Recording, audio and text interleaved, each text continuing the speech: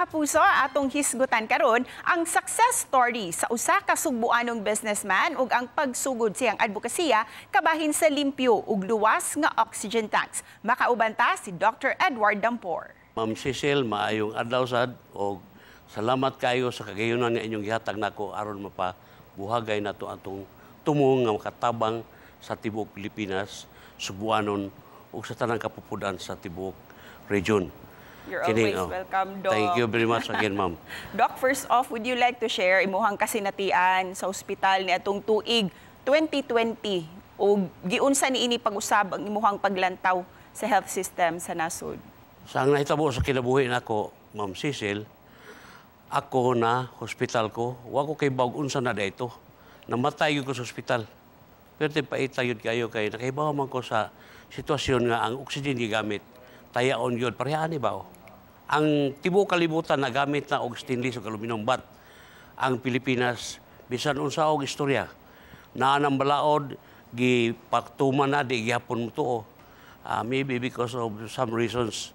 Kung imo ning siradan, masudlan siya og oxygen, plus the ordinary metal siradan, there is a complete manufacturing of rust inside the tank. Dapat ito bagong idea karon nga, dili na magkinahanglang tangke ang ospital. Libre pa nato ang mga tangke. Niya na tanan. From here, continuous flow nato sa ospital. Unsay pasabot nimo sa imuhang pahayag, Doc, nga this has to change? This has to be changed kaya ang karon lagi gigamit sa tibuok Pilipinas. Mao na mga tangkeha. Makita nato dili tangkeha kana. Mao na mga tangke nga bag-o. Giputol nato kay to justify the further investigation sa atong research. Musugot ba ka nga, ikaw, imong pasyente, imong parinti, paginhawaon o tayaon.